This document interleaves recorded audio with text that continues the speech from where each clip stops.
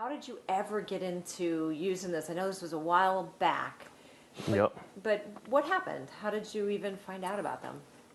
I've always been going to the gym, so it was pretty obvious. A lot of people were doing it. A lot of people were doing it, in high school, to be honest with you. When I got to college, I don't know, it was basically everyone was doing it in college playing football, probably 50 to 75% of the team. And it was pushed on you. It wasn't really pushed, it was more encouraged.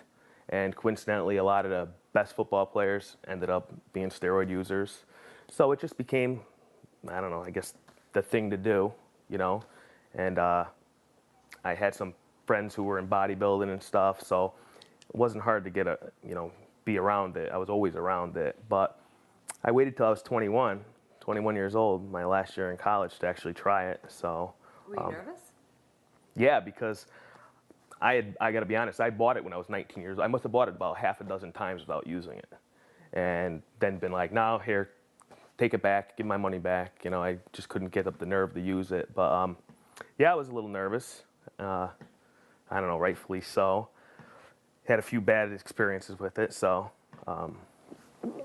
Now, when you buy it, what is it? It comes in a vial?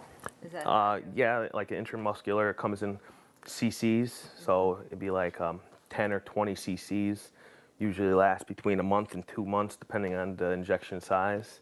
And they have oral, obviously. Oral aren't as strong, per se. Usually, a lot of oral stuff is for females, pre-contest stuff to like get water out of you and stuff like that. Stuff like similar to like Lasix, pre-bodybuilding contest drugs. But I did almost all injectable. Okay. Yeah. And when you're talking 10 cc's, 20 cc's, how much did that run 10 years ago? 10 cc's was like depending on the stuff, between $125 and $175, depending on the type of steroid. Okay. You know. And then what happens? Like, how soon does it start to work? What are the effects? I mean, I could definitely see like my intensity going at the gym. The weights were going up. I was gaining weight. Definitely gaining aggression. My testosterone level. I was actually keeping tabs on my testosterone level. I had a buddy who was a doctor, and he would check my testosterone level just to see where it was at. And within 2 weeks, I probably put on, 10 pounds of muscle. Within 3 weeks. And I wouldn't take one thing at once. I would take 3 things at once. What does that mean? Do all the injections? Yeah, all the injections. There's oil-based and there's water-based steroids. You can't mix the oil with the water, but 90% of the steroids are oil-based. So I would take a steroid such as Primobolan, mix that with Trimbolin, mix that with Equipoise, put it in one thing, 1 cc each, 3 cc's, 1 injection. Twice a week. Okay. Yeah, my testosterone was through the roof. It was well over, I think, a normal person's testosterone was like 600. I think mine was like 1,400 at the time. But I was taking 3-4 types of steroids, three times a week, 2-3 times a week. Did people know from looking at you? You could tell because certain parts of me that weren't developed, like my triceps were definitely bigger. My traps were definitely bigger. I always lifted weights, so I was always, into weightlifting, but you could definitely tell. I went from being 215 pounds with a 34-inch waist to 230 pounds with a 30-inch waist. So I was putting on like 20, 30 pounds of muscle, within you're 3 a big months. Guy. I can't imagine. You looked a lot. Well, I'm 215 now, so I was like 230, but I have a 34-inch waist. I had a 30-inch waist then, So your fat content probably. Yeah, I had 6% body fat at that point. Wow. Yeah, now I'm probably 12. Something like that, maybe even more. Who knows, depending on what I ate or drank the night before. I was never much for pulling muscles. I pulled 2 quads, a hamstring that went all the way from, back of my knee all the way up to the upper part of my ass.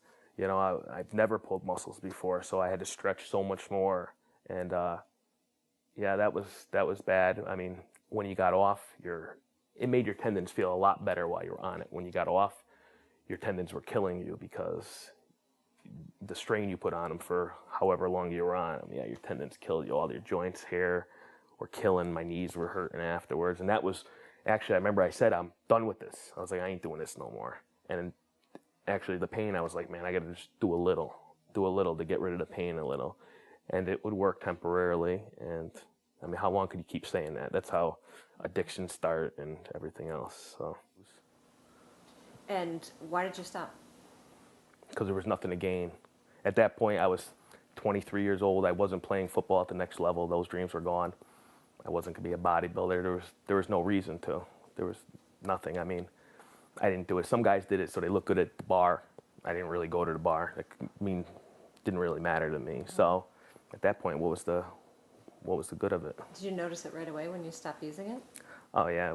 I mean, when I used to get off it, I would notice immediately that I wouldn't shrink as far as size goes, but definitely like my energy level would deplete, and I mean the weights in the gym would go right back to not to where I was before I started, but somewhere in between, you know.